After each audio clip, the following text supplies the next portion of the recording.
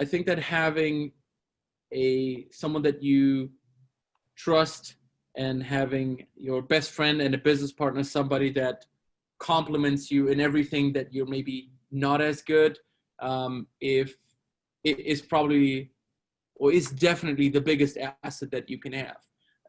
So if anyhow possible, having a partner by your side that shares the same values, has complementary skill set, and understands that the journey of starting a business, especially in a different country, is something that requires dedication and the absolute will to succeed.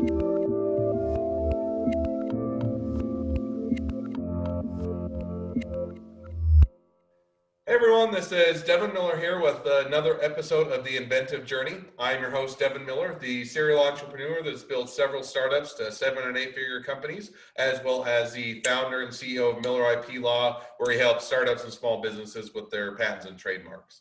And today we have another great guest on the episode, and it's Max Melo, if I can pronounce it, and I'm probably slaughtering it. But give you a quick introduction to Max. So Max, kind of his whole journey started when he was going out on, so he's originally from Germany, was going on a vacation to the US with a friend, and they got intrigued with the real estate market. So came back, they bought a townhouse, did that for a period of time, did some Airbnb, made some profit, decided to start their own brokerage firm, went after high-end buildings, and now they're mostly working with a lot of investors and developers on some of the high-end real estate, and been able to flip a lot of projects. So that's a quick and short introduction to Max, and welcome to the podcast. Perfect. Thank you so much for having me. Appreciate it. Fun to have you on. So perfect. Well, I gave a very short or brief introduction. Maybe dive into a little bit of give us a little bit more details of your journey and how it all started with your vacation. Yeah, I guess that was just a dream, like everybody else from back home.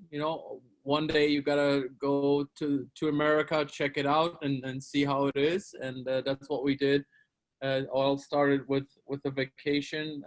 We kind of fell in love with the country, particularly here, Scottsdale, Arizona. We went to LA, we went to Vegas, but there was something about Scottsdale that we loved a lot. And there's obviously many facets of this state that makes it such a beautiful place to live and full of opportunities, especially in the real estate world. So now diving a bit more into that, or a bit more detail. So you grew up or were born in Germany, is that right? Yeah, that's correct. So grew up in Germany, and then what was I assume, or well, maybe I'm wrong, that you got when you and your friend were coming over to the U.S. for a vacation, it wasn't to buy real estate, or it wasn't to get into real estate. So what made you originally come on vacation in the U.S., or kind of what was that, or what caused that whole dominoes to start going? Yeah, it was kind of twofold. One, we wanted to explore the country and kind of feel, what is this experience that you hear from so many people. What is so fascinating? Kind of, get a feeling for that ourselves. And secondly, my best friend and business partner Patrick, he used to be a golf professional. So for those who know Arizona and maybe are golfers, this is probably one of the best places in the U.S. to play golf pretty much year round. So that's what got us here. We played plenty of golf, and then there was always a desire to be involved in real estate investment. Both of our families in Germany as well as in Brazil. My dad's Brazilian, so born and raised in Germany, but I have a South American cultural background as well. They are involved in real estate, but we wanted to do our own gig, so to speak. And then, we started with a little townhouse. That was pretty much all the money that we had. Gladly went well, was a home run right out of the gates. And then we kind of took it from there. But there was no intention, like you said. I remember us going on the plane. We said, let's just have a little bit of fun and check it out and see what happens. No, makes sense. So now you diving into this a bit deeper. So you did the vacation, kind of had that experience. You went back. I'd assume you went back to Germany. You didn't stay in the U.S. right away. No, we went back. Yeah. So when you went back to Germany, what did you do during that time when you were still in Germany? Did you, and I guess I'll start there. What did you guys do when you got back to Germany? Did you continue on with education, go back to your jobs, and then how did you decide to come back to the U.S.? Yeah. At that time, actually, I was jumping back and forth between Germany and Brazil. So I was working in both countries kind of simultaneously on a pretty big project. I was involved at that point in time in a tech company as well as a hospitality business. That was involved around the World Cup, FIFA Soccer World Cup in Brazil 2014. That was kind of the time, was back and forth.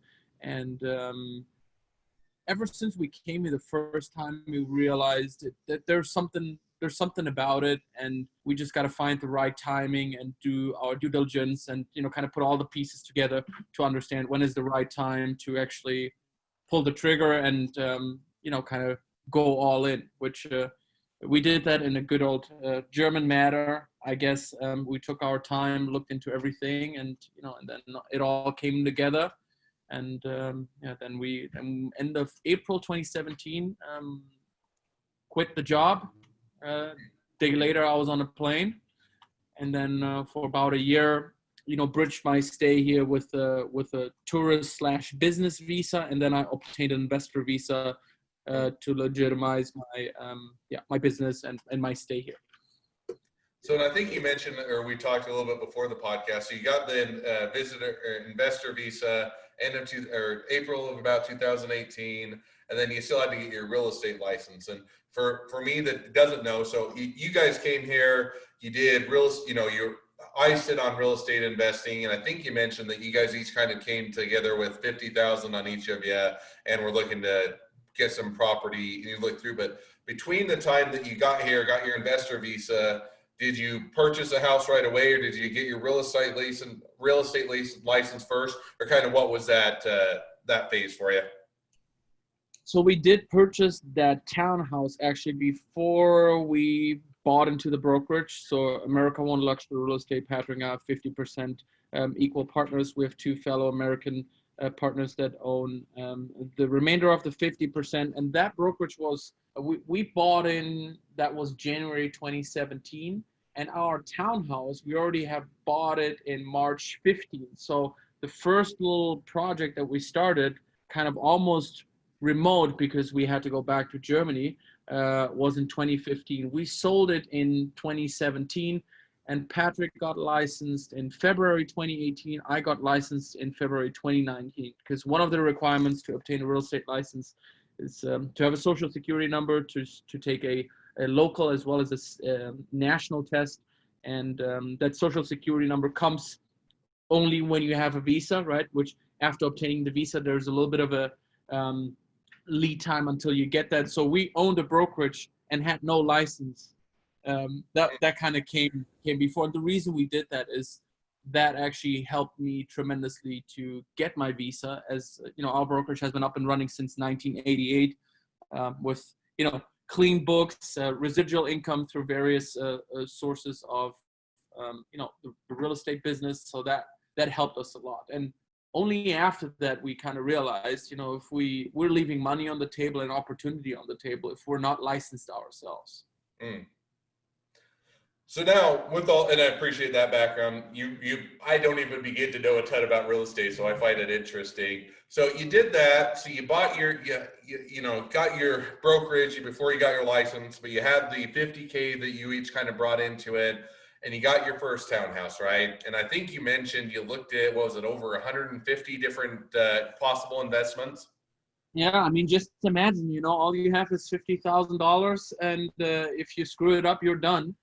We figured if that's going to happen, that would be the worst possible scenario. So we took our time, and I think it was at least 150 properties that we looked at within that budget that we had. We talked to, I don't know how many real estate agents, and funny enough, the property that we did purchase, we ended up finding ourselves.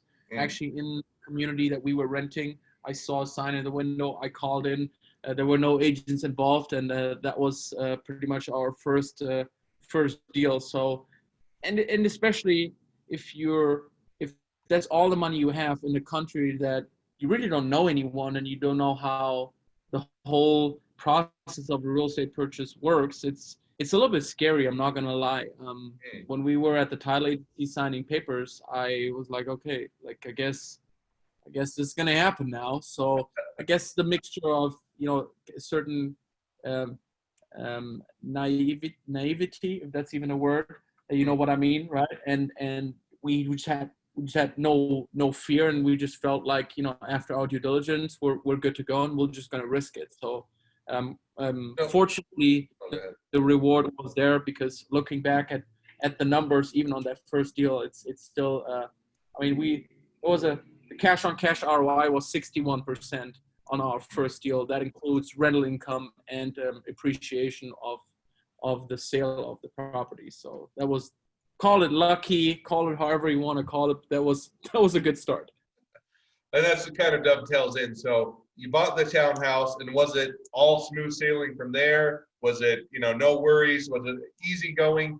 Because, the main exposure I get to real estate, other than, me buying my own house, has generally been, I see a whole bunch of people that have flipping shows, and within a matter of a half an hour, they made, $100,000 or $200,000, which I'm sure is all completely true, and there's no fabrication. But in reality, so how did that go? You got you finally get to the U.S., you get your investor visa, you get that, you go through 150 houses, do a ton of due diligence, finally find the townhouses for you guys. How did that, once you made the purchase, how did that whole journey, part of the journey go? Well, I remember leaving the title agency, and they were like, okay, we need to remodel it. And then, I mean, how are we actually going to do that? I mean, I guess we need a contractor. So, I mean, it's literally how you would imagine if you've never done something, you just figure it out. Fortunately, Patrick's and my skill sets are extremely complementary, and we trust each other without limitation, right? So that helps if you don't do it alone. And I mean, our general contractor was a referral from an Uber driver, and that story is not made up. So we just figured it out. We furnished the apartment, went to IKEA, and I mean, we just drove through the aisles, and we were like, we completely underestimated. All of a sudden, we had 5 carts full of stuff, had to put the beds together, and then there were, we were missing this, and I mean, just like, you just figure it out. So I guess it was one thing that I think is, looking back, is something that we always had. I mean, if you're best friends with someone for 15 years, we've worked together for over 10 years, you just know each other, and you know that there's pretty much nothing that you can't accomplish as a team. So we always had that confidence, but quite frankly, we didn't know how. And I guess then it's just learning by doing, and just doing your due diligence as you go, right? We talked to 4 different contractors, we got bids, we started to understand material pricing, labor pricing, we went to Floor & Decor, Home Depot, all those stores, and then slowly but surely you educate yourself, and you just start developing, and that's what happened with us, a passion for the actual business. Because when we bought our first place, if you would have asked me, are you like passionate about this? I would have said, no, I guess we're just making an investment, right? But as you go, every one of us, Patrick, more passionate about the design and the actual floor plans and, that component, the on-job site project management. And for me, the art of putting a deal together, financing, structuring, the legal component, investments, and the sales stuff, that's like the other component, right? But that just happens while you do it. So that's I guess how that went down. So you did that, and you figured it out. You got your referral from your Uber driver, everything else. Got the townhouse, made the profit off of it. You finally got your brokerage. You got the licensing and all that done, and then kind of walk me through. So then, what was the next step to your journey? Did you guys just dive all in, take the money, roll it forward, build a big flipping house, big flipping brokerage, or how did that work out for you? Well, we then started doing our projects, and then 90,000 was the first one, and then we slowly started stepping up our game, right? We did 200,000, 300,000, 500,000, 700,000. So then we had, at a point, we had like 3, 4, 5 projects at the same time. And then at some point, and we used hard money in the beginning, right? So we had hard money, we had our money, then we had some investors that trusted us with their money, and then we were slowly figuring that component out, and we said, okay, the profit margins are definitely bigger the bigger the project is, and the work is kind of almost the same thing, you know, like it's really not too much more work if you do bigger projects. You know, you pretty much just add more money to it, but from an investment perspective, if you know what you're doing, you actually create a downside protection for your investment because the profit margin is bigger, right? And if things go wrong, if the AC goes out or unforeseen things happen, you're just better off if you have a bigger profit cushion, obviously, than a smaller one, right? So we were starting to understand, okay, if we go on the higher price points, and by being licensed, we started to get listings in the higher price points. So while we were climbing up the ladder on the investment side, we did the same thing on the brokerage side as agents, right? So that kind of went hand in hand, and also that was something that developed pretty organically, and we just rolled with it. And now, I mean, today most of our projects, I would say 95% of our projects are anywhere between $4 and $8 million, are either new builds or major renovations where we add up to, I would say, 4,000 or 5,000 square feet to the existing premises. So we're talking about major projects that we run simultaneously now, which, you know, looking back 3 years ago, all it was a little townhome, and the Uber referral contractor slapped something together, you know. It's a whole different world now. Well, that's a cool journey to hear. So now as you do that and you look out the next 6 to 12 months, kind of looking into the future a bit, kind of what's the next phase or what's the next part of your journey look like? Yeah, I think this year in particular, looking at the numbers, I mean, we still have a little bit of time left on the fourth quarter. We are now part of the top 1% agents in Arizona, as well as top 1% brokerage in the state, which is an accomplishment that we're very proud of. We are growing our team. We're growing that organically. By now we have 15 people. So I would like to continue on that path if we, you know, find people that are like-minded, that have the same drive, and especially love the development and investment component of it. So growing that is one thing. The other thing is right now we have 10 projects. I think we're always going to be anywhere between 10 to 15 projects at a time here in Arizona. And then in Florida, that's the next market that we're looking to go to. Patrick's in-law family, they're all involved in real estate and design, staging, contractor work down in the West Palm Beach, Boca area. So that has always been something that we had on our mind and that we were, you know, investigating for as long as we've been here. And then for as long as Patrick has been married with Valerie, which is now 4 years. So that's going to be the next step. Well, sounds like it's an exciting journey yet ahead of you. So plenty of things to accomplish and plenty of success to drive towards. Well, as we start to wrap up the podcast, I always ask 2 questions at the end. So maybe we'll jump to those now and talk about those just a little bit.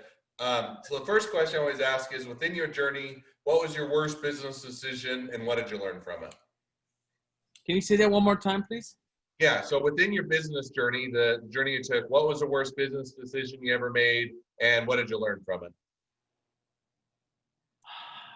I think the worst business decision that we made when we came out here is I think we trusted some contractors too early, made advanced payments because, you know, we kind of felt for them and cared for them, which I think that in itself is nothing bad, right?